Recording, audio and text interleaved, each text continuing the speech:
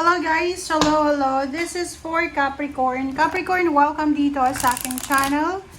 Kapalaran 888, welcome guys. Alamin natin kung anong messages, vibration, gabay, energy para sa inyong lahat.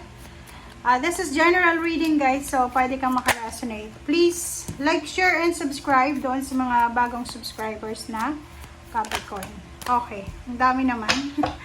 Okay, 4 cards.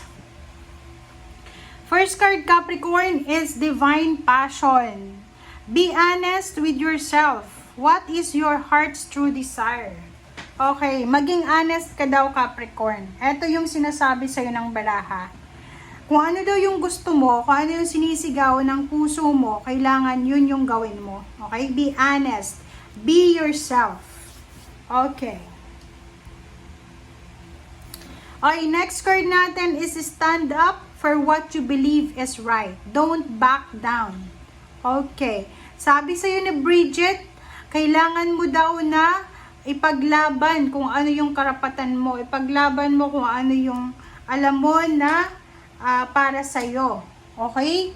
And next card natin is Mawu, Mother Earth. Ito naman ay sinasabi ng barahan na you have the power, the opportunity na posibleng makatulong sa mundo sa kahit na anong paraan. And next card natin is Coventina, Purification. It's time for a cleansing, detoxification of your body and mind. So, dun sa mga Capricorn na feeling exhausted, yung parang feeling yung pagod na kayo, yung drain na drain yung energy mo, oras na para mag-detoxify ka, mag-cleansing ka. So, ang pinaka ano lang dito, alam mo yung cleansing ng water cleansing, kung halimbawa na meron kayong mga health issues, magpatingin kayo sa doktor, magpag-guide kayo sa mga dietitian or sa mga taong marunong sa mga detoxification and cleansing. Kasi etong barang to is parang sinasabi na medyo siguro yung katawan mo kailangan nang i-purify. Marami ng toxins or napapaligiran ka na ng toxicity or even the emotions like relationship, may mga commitment ka or meron kang mga relationship attachment na siguro hindi maganda or toxic and nakakadiri ng energy na oras na para i-let go mo siguro and oras na para diba? Kailangan na natin na i-let go. Kailangan na nating alisin, parang ganon. Mga bagay, material na bagay, sa bahay, sa kung ano man, mga habits, lifestyle natin. Sinasabi ng barahan na oras na para mag-detoxify tayo.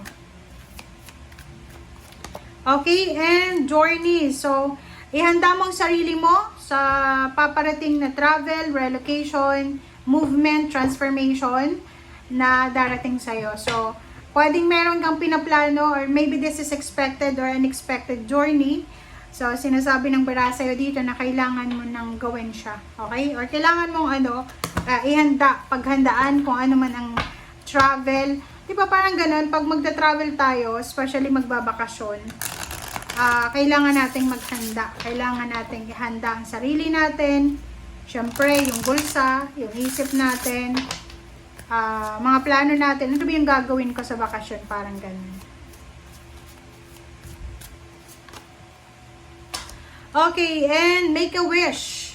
Wow, make a wish daw. So, sinasabi ng baraha sa'yo dito, Capricorn, na kailangan mo daw mag-wish. The universe is listening. Okay? Mag-wish ka na. Kung ano yung gusto mong i-wish, mag-wish ka na. Okay.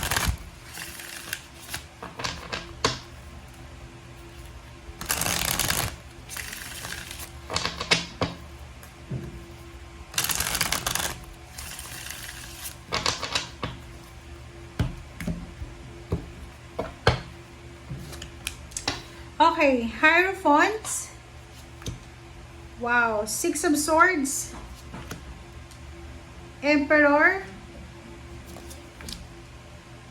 The Star. 9 of Swords. 6 of Pentacles. And 4 of Wands. Okay, Capricorn, sa ilalim mo dito is Ten of Swords and Hangman. So, sinasabi ng bala sa'yo dito na yung pinaglalaban natin sa buhay, pangarap, or kung ano man, ano bang pinaglalaban mo sa buhay? Okay? Sinasabi ng barahan na to, kung ano man daw na pinaglalaban mo sa buhay, ay posibleng mananalo ka, syempre. 'Di ba? Kasi Nine of Wands to eh. Sinasabi ng barahan na kung ano man ang pinaglalaban mo na to, possible na matapos na siya. Matatapos na siya eh. 'Di ba? So, halimbawa, doon sa mga Capricorn na meron kayong mga pinaglalaban sa buhay. Okay? Ano bang pinaglalaban nyo? Ano ba yan? Kailangan nyo na daw na parang i-just let go mo na lang. Kasi darating at darating pa rin yung tamang parang answer dyan sa pinaglalaban mo na yan. Okay? Bakit ganun yung message mo? Okay, tingnan natin. Four of Wands, Six of Pentacles, Nine of Swords.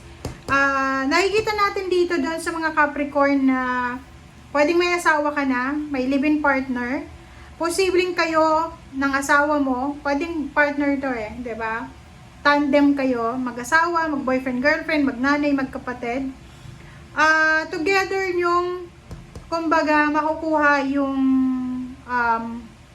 empowerment, yung power. Like for example, may dalawang tao dito. Isang Capricorn and any zodiac signs. Magta-travel kayo together. Maghahanap kayo ng trabaho and sabay kayong makakakuha ng trabaho. Sabay nyong hahanapin yung pangarap nyo sa buhay. Parang ganon. Or nakikita natin dito na there's a partnership here. Dalawa sila, or tatlo, or apat, or kung ilan ba kayo. Okay? Kasi sinasabi ng barasa nyo dito na possible na mayroon ditong parang, ano ba yan? Nakalimutan ko yung word dyan eh. Parang nakatadhana to sa inyo. Okay? Mag-asawa, mag-boyfriend, girlfriend, mag-nanay, magka-partner kayo sa buhay.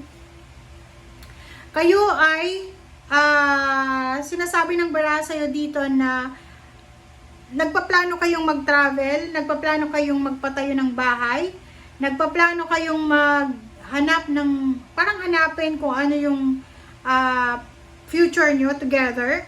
And nakikita ko sa inyo dito na sabay-sabay nyo na dalawa or tatlo ba kayo, basta isang group or partnership siya, sabay-sabay nyong makukuha yung pangarap nyo na trabaho, pangarap nyong posisyon sa trabaho, salary, or kano pa man, or kung pangingibang bansa to, sabay-sabay nyong makukuha yung pangarap nyong bansa or trabaho sa ibang bansa. And Nine of Swords and Six of Pentacles, Four of Wands, nakikita ko siya dito na meron dito na Capricorn na medyo namumroblema ka. Parang hindi ka makatulog sa gabi eh. 'Di ba? Yung hindi ka makatulog sa sobrang stress. Iniisip mo kung sino yung taong lalapitan mo para mangutang or humingi ng tulong financial. And sa nakikita ko sa'yo dito, isang kapamilya ang posibleng makakatulong sa'yo, isang kakilala ang posibleng makakatulong sa'yo para sa kung ano man na iniisip mong problema pinansyal, or para dyan sa problema na iniisip mo, or yun dyan sa iniisip mo na yan na hindi ka makatulog sa gabi. Okay? Yung Six of Pentacles dito, this is about financial balance. So, kung natatakot ka or nag-iisip ka ng negative, yung parang hindi ka makatulog sa gabi kasi iniisip mo yung ano bang mangyayari sa bukas, makalawa, ganyan ganito. Dito sa barahan to, sinasabi ng bara sa'yo na huwag kang masyadong mag-alala.